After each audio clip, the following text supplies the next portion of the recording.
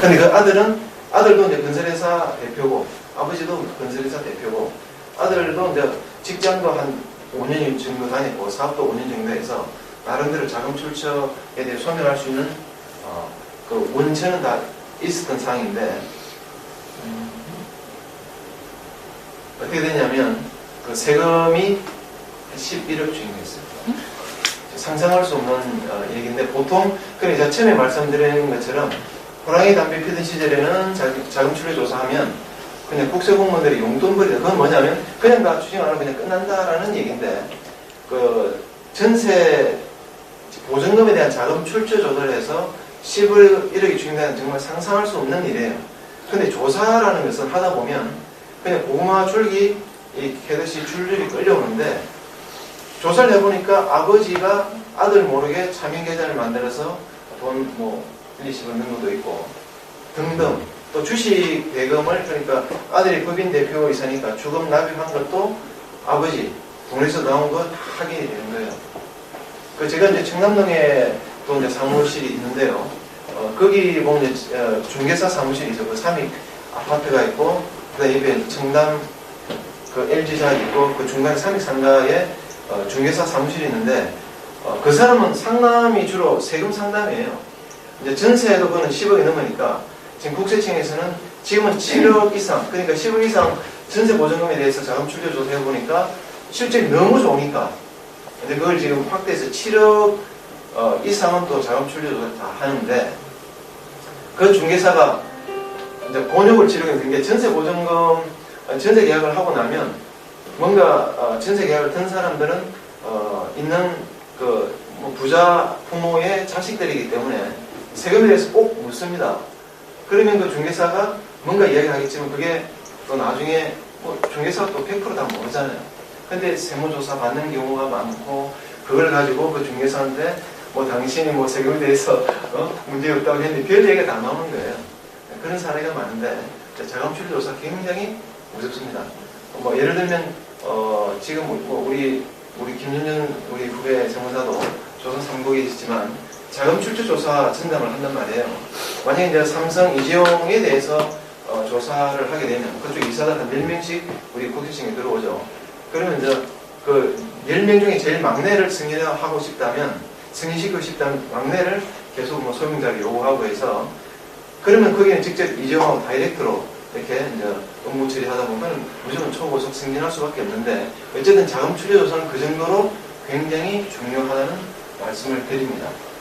그리고 특히 이제 요즘은 사실 세무조사를 공식적으로 하지 않지만 어떤 시스템에 의해서 굉장히 세무조사 보다 더 강력한 이런 세무조사 형태를 많이 하고 있기 때문에 작년 세수만 해도 벌써 20조가 더 많이 걷어졌잖아요.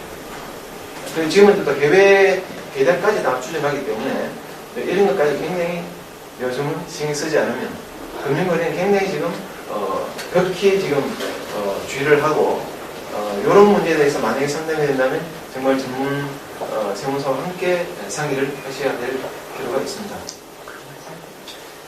그래서 지금 이 왕추징 사장의 이 아들은 추징이 어떻게 되냐면, 자기 은행 계좌에서 아들이 부동산 취득할 때 아버지 통장에서 그쪽 매도자 쪽으로 이제 돈이 다 들어간 거죠.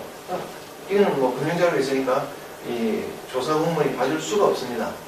완전히 이제 조사 공무원 입장에서 보면 완전히 그야말로 100% 그냥 날 잡아 다주십시오 하는 그런 행위를 한 거죠. 이 금융자료에서 꼼짝없이 이건 100% 다 세금 내야 되고, 근데 또 문제는 뭐냐면 아버지 돈이 아들에게 들어가서 이 내용이 확인이 되고 증여세가 추징이 됐는데, 이 돈을 또 납부할 돈이 없으니까 이 아들에 대한 2억 5천만 원. 근데 이 돈도 결국 또 아버지가 대신 내주게 되고, 대신 내준 이 세금도 또 증여세로 또 추징이 되죠. 계속 그 새끼 치게 되는데, 근데 또 문제는 뭐냐면 아버지 통장을 보면 아들에게만 준 게 아니라 딸에게도 준 게 있어서 딸도 증여세 추징이 되는 이런 아주 가장 나쁜 이 케이스. 요 사례가 되겠습니다.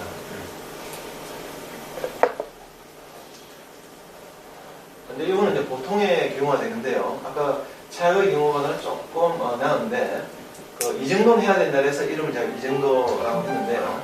이때는 이제 아들 명의가 아닌, 일단 자기 명의로. 이제 왕 추징 사장의 추징되는 걸 보고 놀래가지고, 나는 아들에게 돈 주고, 이렇게 하지 않고 아예 내 명의로 해야 되겠다 해서, 아버지가 이정도 사장 자신이 본인 이름으로 이제 등기를 하고, 그 다음에 3개월 뒤에 아들 명의로 정리 등기를 합니다. 그러면, 아까 말씀드렸지만, 부동산은 준시가가 시세보다 한 70% 정도 되니까, 그럼 일단 다운이 되겠죠. 그래서 그 다운된 금액으로 절세에서 세금을 낸 게 되고, 그 다음에 아들이 또 이 1억 3,500만 원 납부에 대해서 또 증여세에 또 추징될 수 있으니까 그것은 아들 명의로 담보대출을 받아서 세금을 내는 이런 소명 준비를 해서 넘어가는 이런 케이스가 되겠습니다. 처음보다 조금 나아졌죠, 그죠? 네. 이게 이제 보통 요 정도는 해야 됩니다. 더 확실한 방법을 가르쳐요. 그러니까 이제 가자. 그러니까 세금 아예 제로. 제로. 너무 해피하죠. 이름은 이제 최절세 사장인데요. 요거도 이제 이정도 사장과 같이 일단 먼저 본인 명의로 등기를 하고 이제 3개월 뒤에 아들 명의로 이제 증여 등기를 하는데 이제 요부터 또 다른 게 전세를 5을 놓고 그 다음에 또 최절세 사장 본인 이름으로 대출을 2억을 받습니다. 2억을 받는데 이 전체 그러니까 부채가 그러니까 전세 5억이고 대출 2억이니까 전체 7억을 이걸 부담부 정리라고 그러죠. 여러분들 잘 아시겠지만 이거를 아들에게 채무를 넘겨줍니다. 그러면 증여세는 제로가 되고 그러면 아버지 입장에서는 부채를 넘겼기 때문에 이 부분은 양도소득세로 바뀌게 되거든요. 그러니까 이제 일반적으로 어떻게 되냐면 이게 이제 절세의 아주 전형적인 방법인데 저도 이제 옛날 그 노련동에 사무실이 있을 때 그쪽 건물 주인이 자기가 아들에게 정리를 하고 싶은데 어떻게 하면 좋겠느냐 해서 그것도 뭐 굉장히 이제 비용 아주 고가로 많이 받았는데요. 시뮬레이션에서 부채를 어느 정도로 해야만 가장 절세가 될 것이냐. 그러니까 뭐냐면 통으로 이제 정리를 했을 때 금액이 100을 하면 이 부담부 정리, 부채를 안고 이렇게 정리했을 때 그 금액이 줄어든다는 거죠. 그럼 그거는 이제 양도소득세와 증여세 이 두 가지 구조로 나오는데 이 두 가지 합친 금액이 단순한 증여보다도 훨씬 줄어들기 때문에 이 방법을 많이 씁니다. 이제 요 부채 금액에 대한 것은 이제 시뮬레이션에서 가장 최적의 절세 금액으로 이제 하면 되는데 여기 같은 경우는 뭐냐면 아버지가 넘긴 부채에 대해서는 양도소득세를 부담해야 되는데 그 건물 자체가 1세대 1주택이기 때문에 양도소득세가 없습니다. 그래서 증여도 제로, 양도도 제로. 이게 베스트 케이스가 되겠습니다.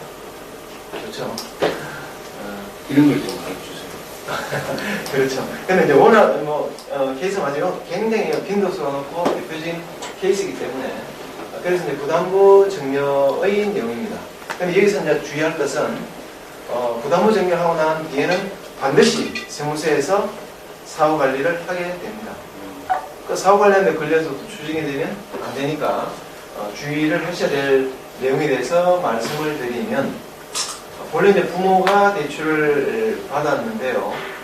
그 원금을 갚는 것과 그에 대한 이자를 갚는 그 내용에 대해서 만약에 자식에게 그렇게 증여하고 넘긴 뒤에도 부모가 계속 뭐 원금을 갚거나 또는 이자를 계속 갚는다 하면 이거는 전부 다 추징이 되기 때문에 이거는 극히 조심을 하셔야 됩니다. 그러면 이제 어떻게 해야 되냐 하면 아들이 증여를 받아서 그 건물에 대한 월세를 받는 구조로 하고 그 월세를 은행 대출이자 나가는 통장과 연계를 시켜서 그 이자를 갚는 그럼 신경 쓸 것 없이 깔끔하게 해결이 되고 그러면 이제 전혀 문제가 없습니다. 저게 그러면 미성년 자녀도 괜찮은 건가요? 소득이 없더라도? 그렇죠. 왜냐하면 그거는 이제 일반 뭐 다른 소득이 아니라 부동산 임대 소득에서 발생되는 그 소득 원천이기 때문에 문제가 없습니다. 아, 미성년도 가능합니까? 가능합니다. 어쨌든 그는 부동산 임대와 관련된 수입이니까 보면 임대 수입으로 자금 출처 소명을 할 수 있으니까 그렇고 그다음에 또 은행 대출을 받으면 거기에 또 자기 소명도 될 수가 있고 또는 전세를 놓으면 전세 보증금도 소명이 되니까 문제가 없죠. 그런데 요런 이제 주의사항 임대차 기간이 끝날 때 임대보증금 반환할 경우에도 아버지가 절대로 주면 안 됩니다. 이런 기본구조. 그러니까 모든 부채에 대해서는 정리받은 아들이 끝까지 책임을 져야 된다는 거죠. 근데 이제 사실은 알고 보면 굉장히 간단합니다. 그럼 나중에 보증금을 돌려줘야 될 때는 새로운 임차인이 왔을 때 임차 보증금으로 세입자한테 돌려주면 되니까 전혀 어려운 거 없어요. 굉장히 좀 간단하지만 자칫 하다가는 세금이 또 추징되는 일이 있으니까 이거는 좀 신경 써서 관리를 해주시면 되겠습니다. 근데 세금 보면 이런 좀 디테일한 부분이 참 많은데 여기서 또 이제 조금 이건 좀 다른 사례지만 한 가지 좀 설명을 드리고 싶은 거는 이건 양도소득세와 관련된 내용인데요. 주로 이제 겸용주택이 있지 않습니까?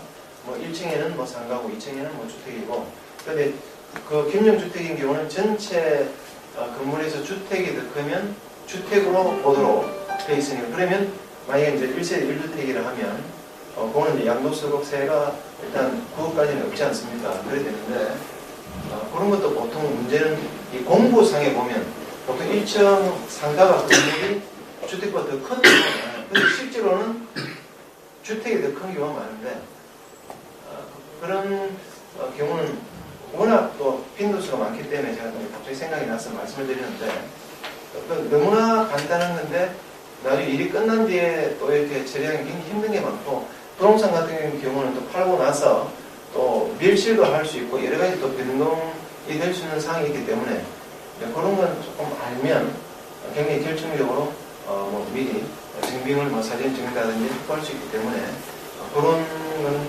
조금 알고 계시면 좋겠고 어쨌든 부담부 증여에 대해서는 이제 사후 관리를 하기 때문에 이런 내용들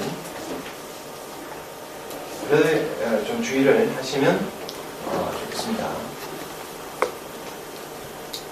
그래서 이제 지금 말씀드린 내용을 총 정리를 해보면 지금 왕추진 같은 경우는 아까 아들이 이제 10억 근데 딸에 대해서 아까 동양하게 되다 보니까 또 3억이 나와서 이 두 사람에 대해서 합쳐서 이제 세금이 추징된 게 이 정도 5억 5천 정도 나왔고 이제 이정도 씨 같은 경우는 그러니까 이 왕추징같이 증여세에 대한 증여세 이거는 이제 제로가 되고 해서 결국 세금 차이가 한 많이 나죠. 한 4억 정도 4억 정도 차이가 납니다. 그 다음에 이제 이 재료세는 뭐 아주 해피하죠. 이 정도로 이 절세에 대한 전략이 아주 극명하게 차이가 나고 있습니다.